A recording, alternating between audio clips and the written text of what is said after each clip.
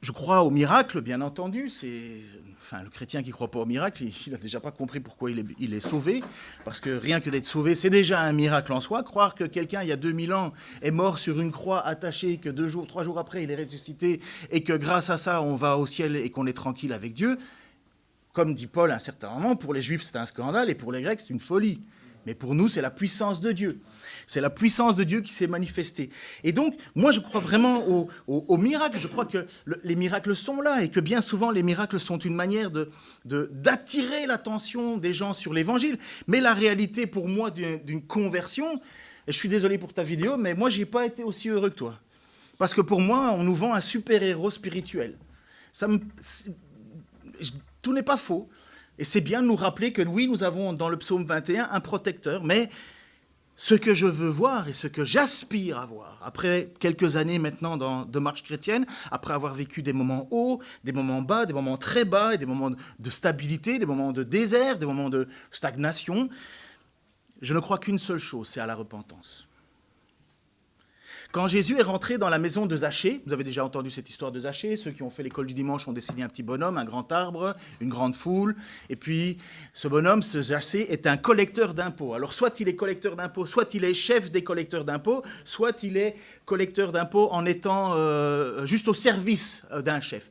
Mais on sait que dans cette période-là, dans cette région-là, les collecteurs d'impôts qui étaient juifs devaient transférer de l'argent, une taxe à l'Empire romain. Et je crois, de mémoire, ça représentait, pour la région de Jérusalem, on était environ à 9 tonnes d'argent par an qui devaient être envoyés. Et donc, le collecteur d'impôts, eux, ils avaient ce mandat-là de leur envoyer cette quantité-là, mais eux, on ne faisait pas attention à ce qu'ils prélevaient. Ils pouvaient en prélever 19. Du moment qu'ils en envoyaient 9, c'était bien, ils étaient tranquilles. Et donc, c'était un moyen de s'enrichir facilement. Un peu la politique, hein. Mais un moyen d'en s'enrichir facilement, et aux yeux des autres, c'était à la fois un traître, un voleur, enfin, tout ce qu'il ne faut pas être. Vous imaginez ? C'est comme si vous étiez dans une prison, en tant que chrétien, mais au milieu des chrétiens, il y en a un qui se disait, ben voilà, moi je vais devenir ami avec le geôlier, qui nous frappe, mais je vais devenir ami avec le geôlier, et le geôlier va me dire, voilà, si tu récoltes autant de... Voilà, toi, je te laisserai tranquille, mais eux, s'ils ne t'obéissent pas, je les frapperai pour toi. Enfin bref, on n'a pas envie de prendre du temps avec cet homme-là. On le déteste, on le hait. Et ce Zachée, c'est cette personne-là, elle est haïe. Et dans Luc 19, 5, 10, normalement, je pense que je dois avoir l'image. Lorsque Jésus fut parvenu à cet endroit, donc il est dans une ville, il leva les yeux et interpella Zachée. Parce que voilà, Zachée a eu la bonne idée de compenser sa taille en étant un escaladeur. Un escaladeur, on dit pas ça, un escaladeur. Comment on dit un escaladeur? Un quoi? Un grimpeur? Un grimpeur? Ok, un grimpeur.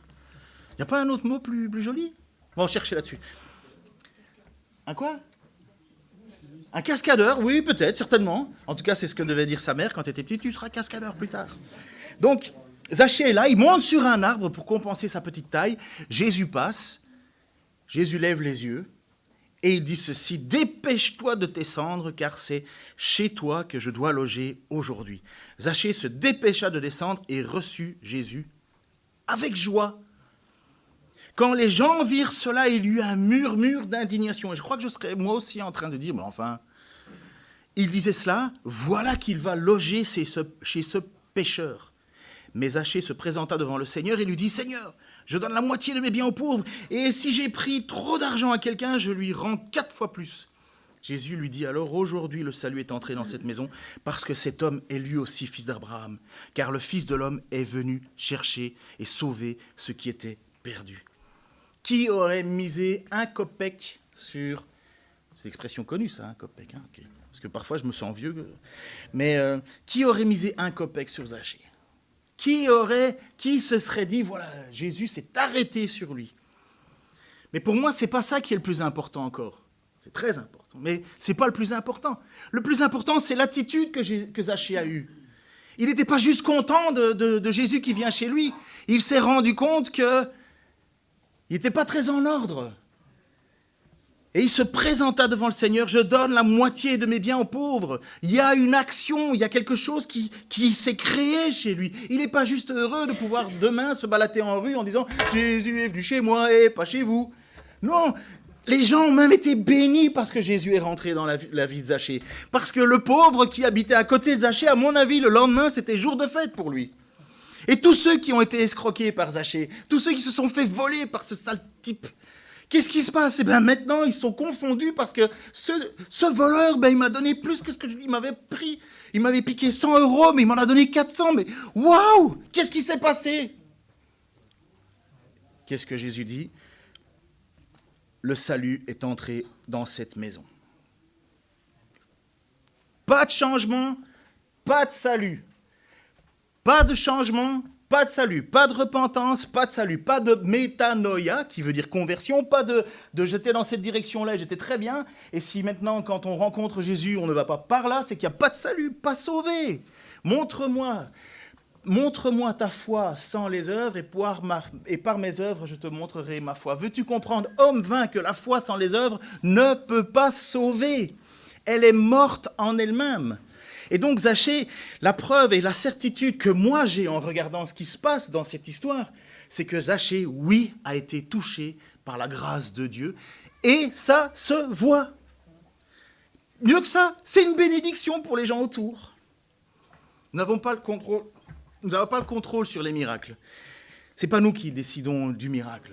Nous faisons simplement que demander à Dieu d'intervenir. Nous demandons à Dieu de faire quelque chose et Dieu répondra ou pas. Il nous est demandé quand même d'insister dans la prière. Il y a quand même des moments où on voit que des intercesseurs, parce qu'ils ont insisté, Dieu n'a pas fait tomber la malédiction. Moïse l'a fait, Abraham l'a fait, Élie l'a fait. Élie qui était un homme de même nature que nous. Souvent, je me dis, si Élie est de même nature que moi, ma femme devrait arrêter de se plaindre de moi.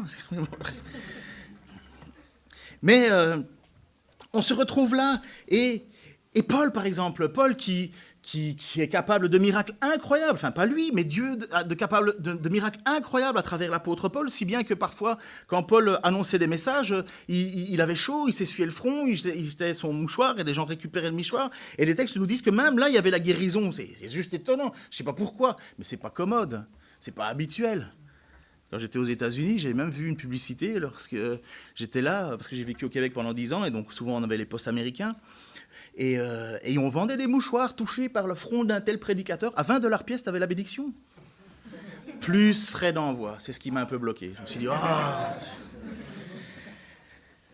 Mais Paul, lorsqu'il quitte Milet, qui est une ville, il laisse son collaborateur Trophime malade. Et il a dû certainement prier pour Trophime, parce qu'ils étaient une petite équipe, ils n'étaient pas des centaines, ils étaient des petites équipes qui, de ville en ville, passaient leur temps à annoncer l'évangile, mais en même temps rentrer en confrontation avec les autorités juives qui étaient sur place, et puis il y avait la guerre, et puis parfois ils prenaient des raclés, ils étaient laissés pour morts à tel endroit, et ainsi de suite. Mais pourquoi est-ce qu'à un certain moment, lorsque Paul a prié, ça ne s'est pas réalisé, et Trophime est resté malade à Milet. Comme il est dit dans 2 Timothée 4, 19, 20, « Salut Prisca et Aquilas et la famille d'Onésiphore. Eraste est resté à Corinthe. Quant à Trophime, il était malade et je l'ai laissé à Milet. »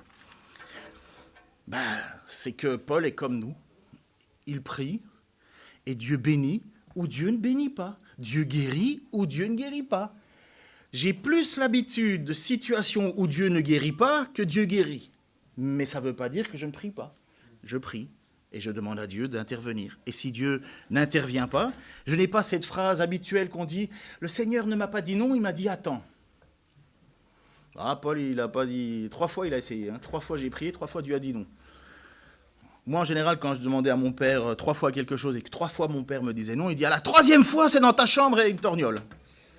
Bon, Paul a tenté, et c'est justement parce que tu es faible que je suis fort.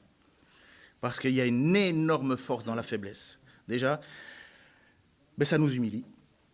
Déjà, ça nous fait comprendre que c'est pas par nous, la force n'est pas en nous, notre force, elle est en Christ, et nous mendions à Christ. Mais bref, je suis là dans cette situation, donc avec cette idée, cette vision que oui, il y a des authentiques conversions. Et pourquoi je crois à une authentique conversion? Parce qu'il y a des transformations, des vies qui changent, des pensées qui changent. Comme Paul va dire, le renouvellement de notre intelligence par le Saint-Esprit. Et lorsque l'on se retrouve dans cette situation, on est comme les apôtres, on demande que notre parole, notre message, notre prédication ait du poids. J'avoue que ma prédication aurait beaucoup plus de poids si je disais, voilà, que tous ceux qui n'ont pas péché lèvent la main, que tous ceux qui ont péché, qui ne lèvent pas la main, meurent foudroyés ici présents. J'avoue que si Dieu bénissait ça, wow. Bon, c'est arrivé au début de l'Église, hein, Ananias et Saphira, c'est arrivé. Et ils avaient essayé de tricher, puis le Saint-Esprit a quand même intervenu. Ça a mis tout le monde un petit peu dans la panique, mais résultat des courses, la crainte s'emparait de chacun, et on s'accroche au Seigneur, et puis on ne commence plus à trop jouer. Heureusement, ça se fait pas. Enfin, heureusement ou malheureusement, je ne sais pas. Ça ne se reproduit pas tous les dimanches, on serait déjà pas trop nombreux. Mais, et moi, je ne serais pas là. Mais les apôtres priaient pour qu'il y ait des miracles. Mais pourquoi est-ce qu'ils priaient avec le plus de certitude, de choses que eux pouvaient faire? Eh bien, c'est ce que dit le texte. Maintenant, Seigneur, vois comme il... Merci. Maintenant, Seigneur, vois comme il nous menace et donne à tes serviteurs la force d'annoncer la parole. Avec une pleine assurance. Étends ta main pour qu'il se produise des guérisons, des miracles et d'autres signes au nom de ton saint serviteur Jésus. Quand ils eurent fini de prier, la terre se mit à trembler sur leurs pieds. À l'endroit où ils étaient assemblés, ils furent tous remplis du Saint-Esprit et annonçaient la parole de Dieu avec assurance. Ils ont prié pourquoi et qu'est-ce qui s'est réalisé? Ils ont prié pour que eux puissent avoir l'assurance d'annoncer la parole et ils ont demandé à Dieu de confirmer ce qu'ils faisaient par des signes et des miracles. C'est les apôtres, hein. Ce n'est pas tout le monde qui fait ça. Mais en attendant, qu'est-ce qu'ils ont demandé? Ils n'ont pas dit « permets-nous de faire des miracles ». Ils ont dit « permets-nous d'annoncer la parole avec assurance ». Et qu'est-ce qui a été la résolution lorsque le Saint-Esprit a soufflé, que la terre a tremblé, rempli du Saint-Esprit? Non, tu vas trop vite. Rempli du Saint-Esprit, ils annonçaient la parole de Dieu avec assurance. Et c'est là qu'on doit aller. Je crois aux guérisons, mais je crois que beaucoup de gens qui sont guéris ne sont pas sauvés. J'ai eu une grande discussion avec un ami qui, lui, c'est guérison à tout prix. Et j'ai dit, ben oui, mais bon, arriver en enfer guéri, c'est pas une bonne nouvelle, quoi. Mieux vaut rentrer dans le ciel avec un œil en moins, un bras en moins, n'importe quoi en moins, plutôt que d'être jeté en enfer. Il me semble que ce sont quand même les paroles de Jésus. Enfin bref, mon point, il est là-dessus. Ils annoncèrent la parole avec assurance. Est-ce qu'on prie véritablement ça? Est-ce qu'on prie en disant « Seigneur, donne-moi la capacité et la force d'annoncer la parole avec assurance ». Hier, on a eu un concert dans notre église. Donc le concert de Brother Charles. C'était pas mal? Quelqu'un était là? Oui, Nicolas. Nicolas, la famille Chambron. Et j'ai oublié ton prénom, mais tu étais là aussi. Ah ben c'est bon, ça tombe bien. Et donc, très bien, j'adore. Donc, tu vois, ça c'est la grâce de vivre dans l'amour. Parfois je dis ça à ma femme, hein. Enfin je me trompe, je commence à parler un peu excité, puis je lui dis « Damaris !» Damaris c'est ma fille, elle dit « Ah c'est ma fille !» Ah, bref, ça c'est ma vie privée. Mais, qui est parfaite d'ailleurs. Eh ben, je ne sais même plus ce que j'avais dit. Ah oui, le concert, voilà. Ben, j'étais triste. J'étais triste parce que j'ai pas vu beaucoup de chrétiens amener des amis, des connaissances, à une occasion qui leur a donné, que quelqu'un va proclamer l'évangile avec assurance et avec chant et bien fait. J'étais heureux que j'ai mis des panneaux un peu partout, dans les marchés, compagnie, des pancartes, pour annoncer ce concert. Et parce que j'avais écrit gospel, soul, ben je sais que le mot gospel, ça marche. Il y a des gens qui sont arrivés en disant « Ah, mais elle est où la chorale ?» J'ai dit « Non, c'est pas une chorale. C'est pas du gospel. » Si, c'est du vrai gospel. Et à la fin de la réunion, il y en a des personnes qui sont venues en me disant « C'est génial, je veux vous revoir. » Moi, j'ai rien fait, hein. Mais Charles a annoncé la prédication avec assurance. Mais nous, on n'est même plus capable d'inviter ses amis. Qu'est-ce qui foutait? Où étiez-vous? Il y avait match de foot, je sais, mais bon. Où avons-nous perdu et à quel moment avons-nous perdu cette assurance d'annoncer l'Évangile? À qui avons-nous confié cette tâche? Qu'est-ce que nous faisons de notre vie? Pourquoi nous ne nous levons plus de nos chaises? Qu'est-ce qui se passe avec nous? Qu'est-ce qui se passe avec les églises en général, baptistes, ou en tout cas de descendance baptiste, ou même les autres? Qu'est-ce qui se passe avec nous? Où est-ce qu'on a perdu notre joie de notre salut? Où est-ce qu'on a perdu l'importance de ce que c'est la mission qui nous est confiée? À quel moment on s'est dit, voilà, les autres le feront? À quel moment on a perdu de vue notre place sur la terre? À quel moment on a perdu cet amour de Christ tellement grand que quand je parle de Christ, les autres personnes autour de moi sont juste envieux de ce que je suis? À quel moment on a perdu ça? Et vous comprenez pourquoi, dans cette petite église de Asbury, cet homme a dit, redonne-nous la joie de faire connaître. Remplis-nous de ta présence par amour, pour que nous puissions annoncer. Jésus s'est retrouvé à la croix avec 2 brigands. Ces 2 brigands, ils ne sont pas là par hasard. C'est des gens qui méritent un jugement. On pense qu'un des 2 brigands, ou peut-être même les 2, mais en tout cas, on est sûr que Jésus a pris la place de Barabbas. Barabbas, qui était un émeutier, qui voulait renverser le pouvoir établi, et était un terroriste quelque part. On sait que Barabbas a été sauvé, entre guillemets, enfin momentané, et que certainement ça devait être ses complices qui étaient crucifiés ce jour-là. Donc ce sont des gens qui étaient mauvais. Ils étaient meurtriers, puisque Barabbas était quand même accusé pour meurtre. Ils étaient meurtriers, donc ils avaient été jugés, ils n'ont pas été jugés à la légère, parce que l'Empire romain était quand même, à cette époque-là, les lois romaines, c'était pas n'importe quoi. Il y avait quand même des règles, des procès, et ainsi de suite. C'était bien fait quand même, c'était jamais parfait. Il n'y a que maintenant que nous avons des procès équitables et justes, nous savons. Mais autrefois... Bref, ces 2 brigands sont crucifiés. Et il y a quand même quelque chose qui est noté dans ce texte, surtout si on lit le texte de Matthieu, chapitre 27, versets 38 à 44. 2 brigands furent crucifiés en même temps que lui, on parle de Jésus, l'un à sa droite, l'autre à sa gauche. Ceux qui passaient par là lui lançaient des insultes en secouant la tête et en criant. On parle de notre Seigneur, qui se fait... Enfin, parce que parfois, nous, on se dit « Ah, mais les gens vont se moquer de moi si je parle de ma foi et compagnie, puis je vais perdre mes amis. » Ben oui, tu vas les perdre en enfer. Bref, pardon. Et des insultes en secouant la tête. « Et toi qui démolis le temple et qui le reconstruis en 3 jours, sauve-toi toi-même si tu es le Fils de Dieu. » Et descends de la croix. C'est ironique parce que ce ne serait pas un problème pour lui. De même, les chefs des prêtres se moquaient de lui, avec les spécialistes de la loi et les responsables du peuple, en disant « Dire qu'il a sauvé les autres et qu'il est incapable de se sauver lui-même. » C'est ça le roi d'Israël. Qu'il descende donc de sa croix, alors nous croirons en lui. Il a mis sa confiance en Dieu. Eh bien, si Dieu trouve son plaisir en lui, qu'il le délivre. N'a-t-il pas dit, je suis le Fils de Dieu? Les brigands, c'est bien au pluriel, je vérifie dans le texte, crucifiés avec lui, l'insultaient eux aussi de la même manière. Il n'y a pas une seule personne qui est autour de Jésus-Christ qui est en train d'être triste pour cet homme dont on sait qu'il a fait des miracles, dont on sait qu'il a fait des choses incroyables, dont on sait qu'il a été une bénédiction, pas pour les religieux, ils ont pris plein la figure, mais il a été une source de bénédiction. Et là, tout le monde le renie, lui crache dessus, l'insulte. Et nous, on a peur que mes collègues ne me parlent plus parce que je puisse plus parler ils veulent plus me parler parce que je suis chrétien. J'aimais bien, moi, quand on était ensemble au café et qu'on critiquait tout le monde. J'aimais bien. Là, on me critique, moi, j'ai pas trop envie. Mais c'est ça, la réalité. C'est bien souvent ça. Qu'est-ce qu'on a à craindre, nous, en France, de témoigner encore? Rien, tellement rien. Mais là, il est là. Et ces 2 brigands sont sur cette croix en train de l'insulter. Mais il y a un miracle qui va se passer.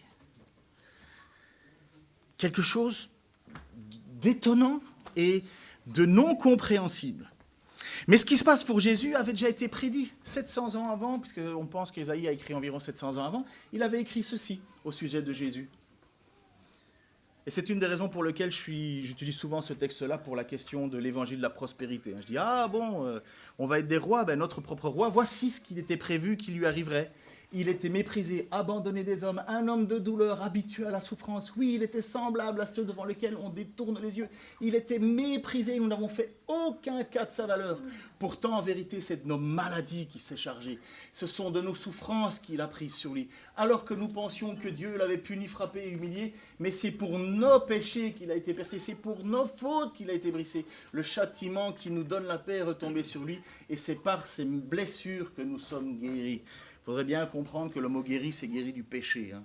Parce que souvent on entend, ouais, on est guéri parce que Jésus est mort à la croix, donc on va tous être guéris. Ah ben, dis ça à Trophime, hein. Il va se demander ce qu'il a fait de mal. Non, non, c'est par ces meurtrissures que nous sommes guéris. De quoi? Du péché qui était sur nous. Je crois à la guérison, hein, aucun doute. Hein. J'ai vu des miracles plus d'une fois dans ma vie pour savoir que c'est ça, mais je ne me base pas sur ce texte pour dire qu'on va tous être guéris. Moi, je pense que 100% des gens qui vont être guéris meurent et sont au cimetière comme tous les autres. Donc ça veut bien dire qu'on meurt. Et ce que j'adore, ce sont des gens qui prêchent la guérison à tout prix, mais ils ont des lunettes. Tiens, dis donc, il y a quelque chose qui n'a pas marché. Bref, un miracle se passa. Et vous avez bien lu, au début, ce sont les 2 brigands qui sont contre Christ. Les 2 brigands. Les 2 brigands l'insultaient, mais il y a eu un moment, un momentum, comme on dit. Un moment où un des 2 malfaiteurs a été travaillé dans sa conscience. Il y a quelque chose qui s'est passé. Ceci dit, il ne peut pas se passer grand-chose pour son avenir. Il n'est pas en train de faire des plans sur la comète en disant « Ah, plus tard, si je gagne au loto, ou quand j'aurai ma pension, 2 ans plus tard, mais quand j'aurai ma pension, je ferai ceci, je ferai cela. » Non, il sait qu'il meurt. Et il le ressent bien, hein, ça tire dans ses bras, ça tire dans ses pieds, ça tire dans... On vous a déjà expliqué ce que c'était? Ouais, je pense que j'ai déjà écouté Franck autrefois qui expliquait avec moult détails ce que c'était de mourir. En fait, c'est pas compliqué, mettez-vous un sac plastique sur la tête et essayez de respirer. Donc, plus lentement, c'est ça la mort, c'est une mort par asphyxie. Et donc, en plus, vous avez mal aux mains et aux pieds. Et à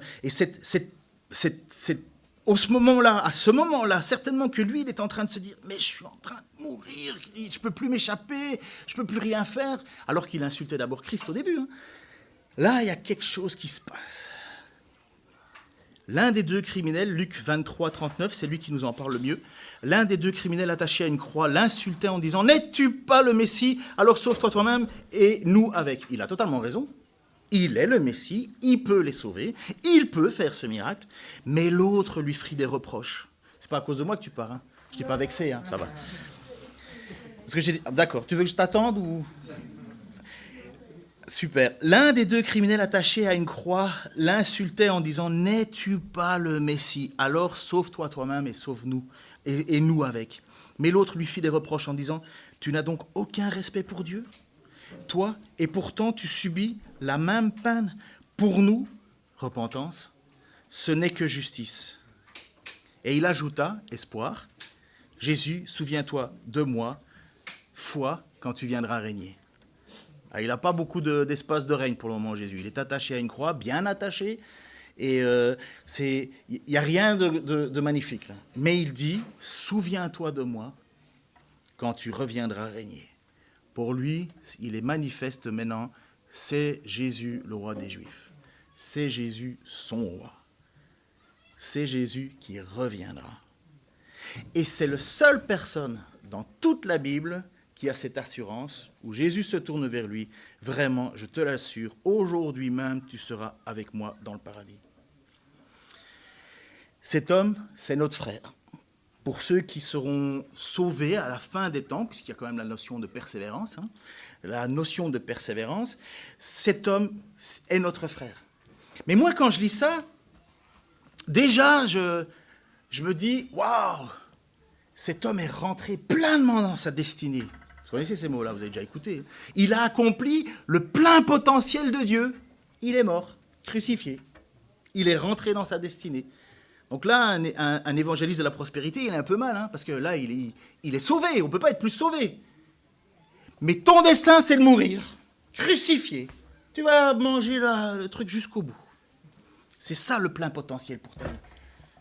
Vous comprenez que ça ne marche pas, ça, ces discours-là. Mais il a une assurance. Une assurance. Et c'est ça, la destinée qui lui est promise. Souviens-toi de moi quand tu reviendras régner. Donc il sait que Jésus lui a dit que quand il reviendra, enfin, puisqu'il a dit aujourd'hui, je te l'assure, tu seras avec moi au paradis, il a cette assurance de maintenant être avec le Christ. Personnellement, ça m'embête ce passage, pas vous? Qui est chrétien de longue date ici? Bon, je ne vais pas regarder les plus âgés, parce que de toute façon, on est trompé, il y en a beaucoup qui mettent du colorant sur les cheveux. Donc, on ne sait plus qui a pas... Donc, qui est sauvé depuis plus de 20 ans? Plus de 30 ans? Plus de 40 ans? Hier? Ça, c'est la maladie des baptistes. Quand on leur demande de lever la main, si c'est un peu... Personne ne va croire que vous manquez d'humilité si vous levez la main. Si je dis vous êtes baptisé de moins de 5, sauvé depuis moins de 5 ans. Génial, merci Seigneur, il est encore à l'œuvre. 10 ans. 15 ans.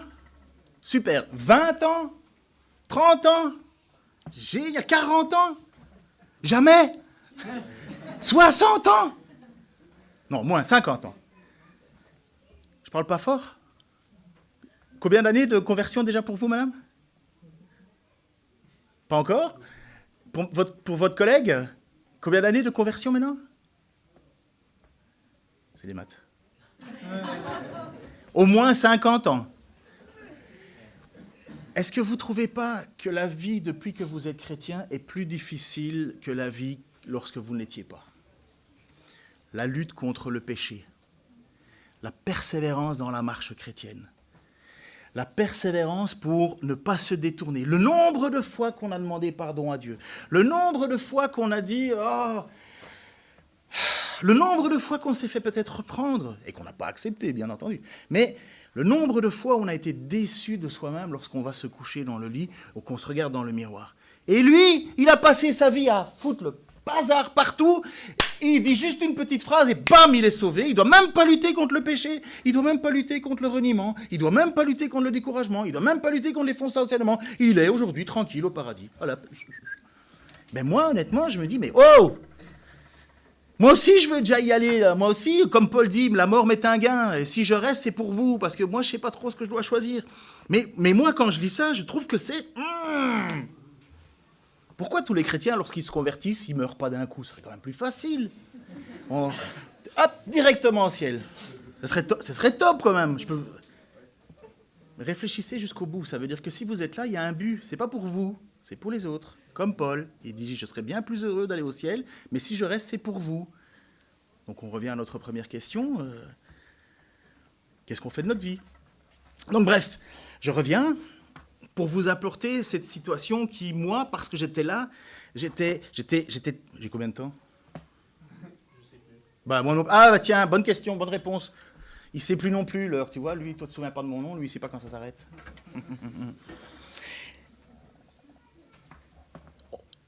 On est là et on se dit, mais bon sang, moi je passe mon temps à lutter et lui il est déjà au paradis. On a envie de sa place quelque part et en même temps on se dit, mais c'est une injustice. Si vous lisez le livre de Job, c'est clairement le discours de Job. Il dit à Dieu, pourquoi je vis? Pourquoi je ne suis pas mort? Enfin non, pourquoi je suis né? Pourquoi je vis? Et pourquoi je ne suis pas mort? Il n'a jamais dit une fois, Dieu, fais-moi mourir. Il n'a pas dit à Dieu, je veux mourir, je veux me soustraire, mais il remet toujours ce jugement à Dieu, mais il demande à Dieu, mais pourquoi vivre? Pourquoi vivre si c'est pour vivre dans la souffrance? Où est le but? Et pourquoi je suis né finalement si c'est pour une vie comme ça? J'aurais mieux fait rester maudit le jour de ma naissance. Enfin, vous lisez Job, ça vaut la peine. Ou bien venez à l'autre étude biblique qu'on donne chez nous. Et... Elle n'est pas cool, l'étude biblique, Raciel? Voilà. Il veut devenir étudiant à l'IBG et comme c'est moi qui dois signer en bas, je suis le meilleur. Voilà. Que Dieu te bénisse. Ou comme on dit en anglais, que Dieu te blesse. Double jeu de mots.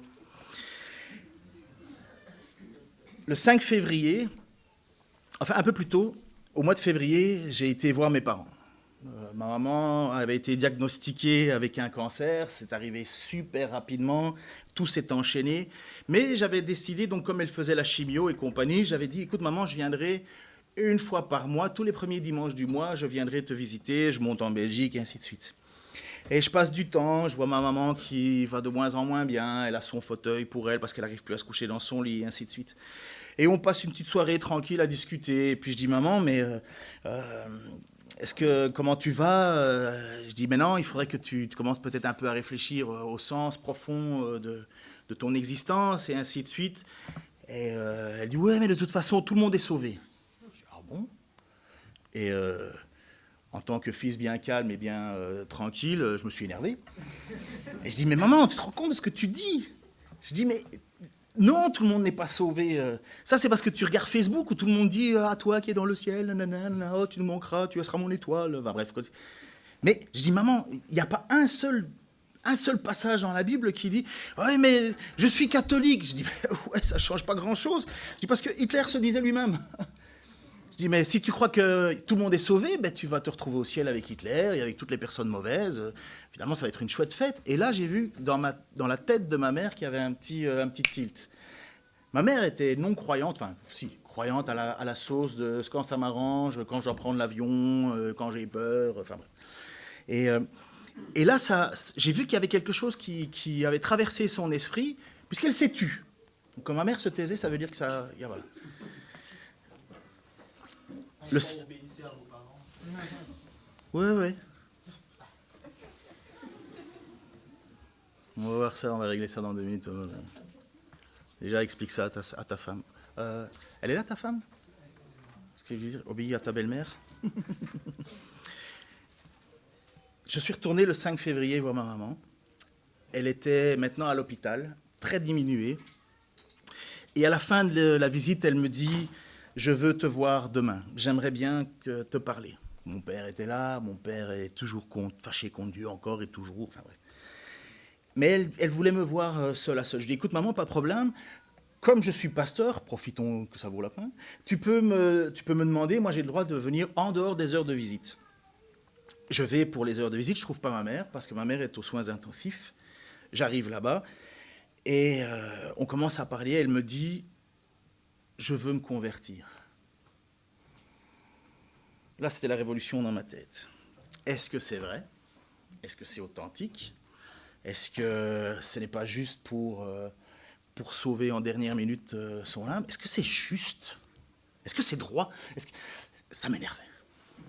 Ça m'énervait parce que ça fait plus de 30 ans que ma mère et mon père ne sont vraiment pas très heureux de ma nouvelle profession, pasteur.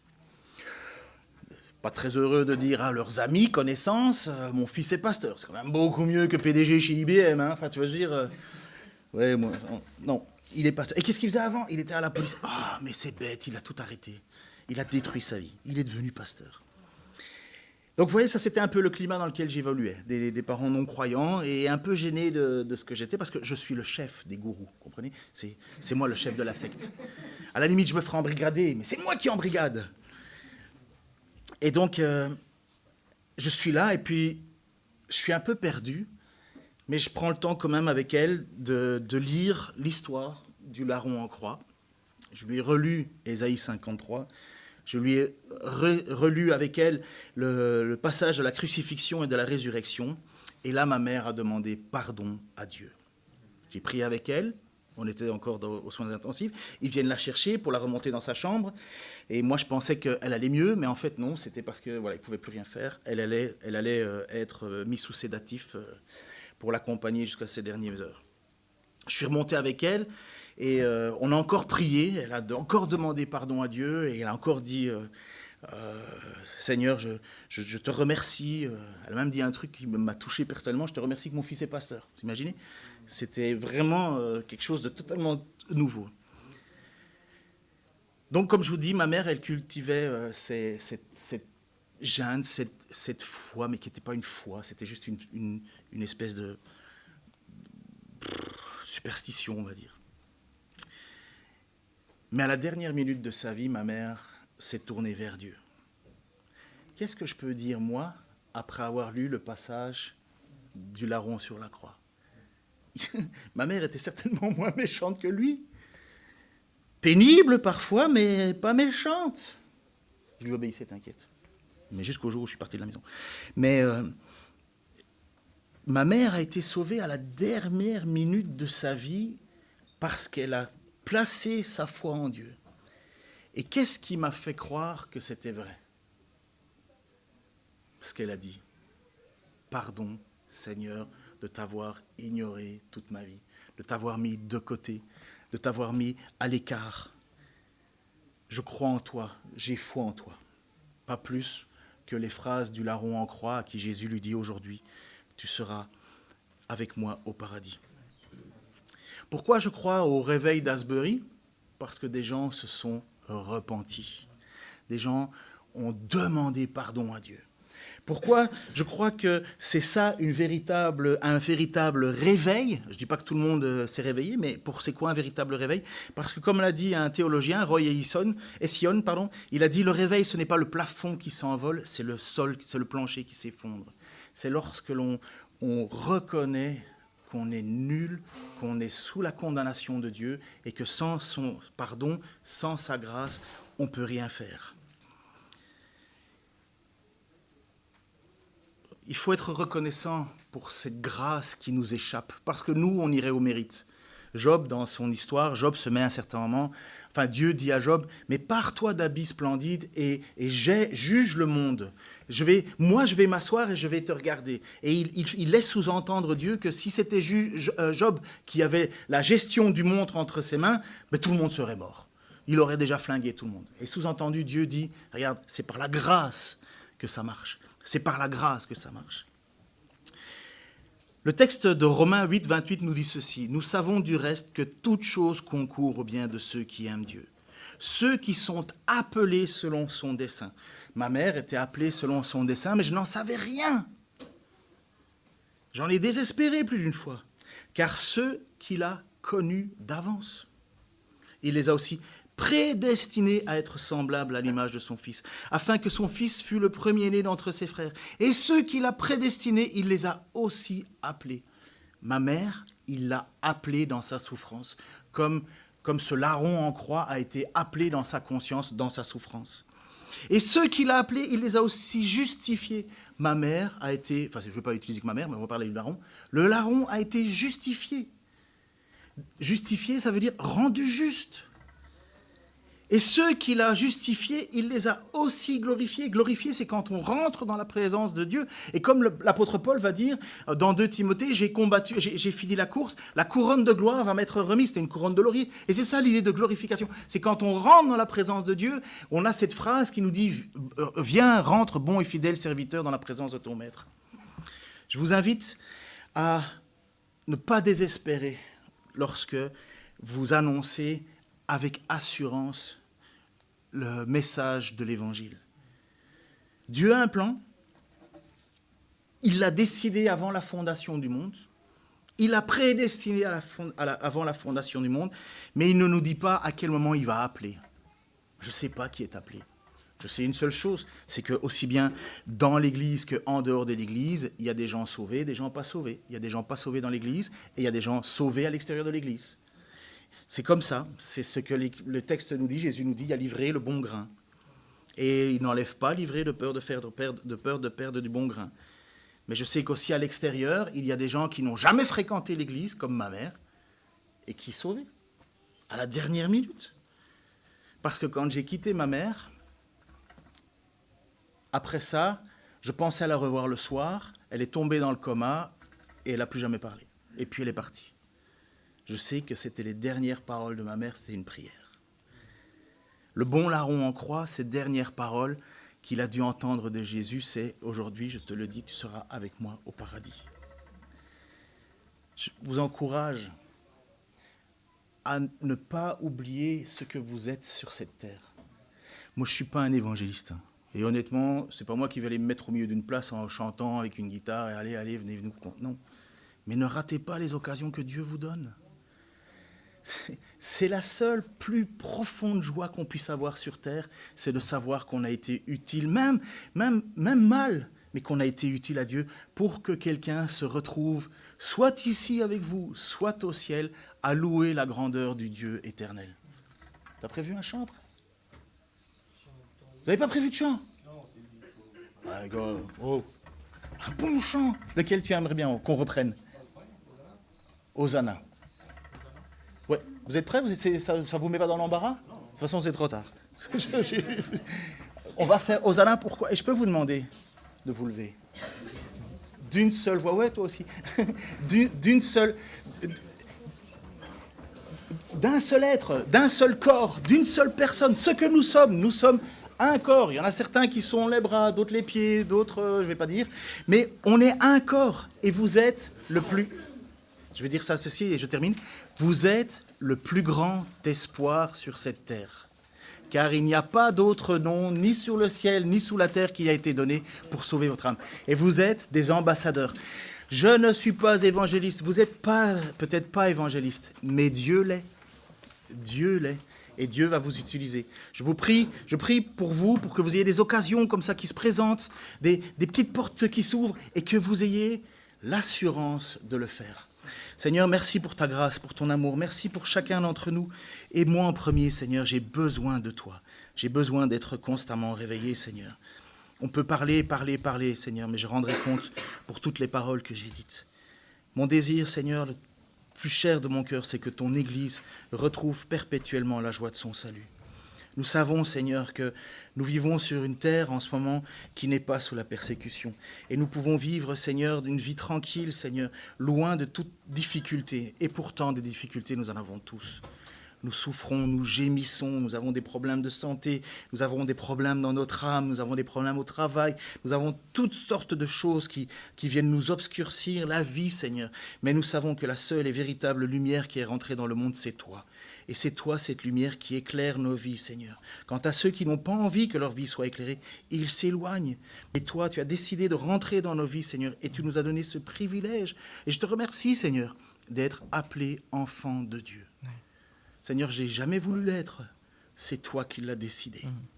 Tu m'as appelé, tu m'as sauvé, et maintenant je te sers. Oh, bien mal, Seigneur, mais je te sers quand même.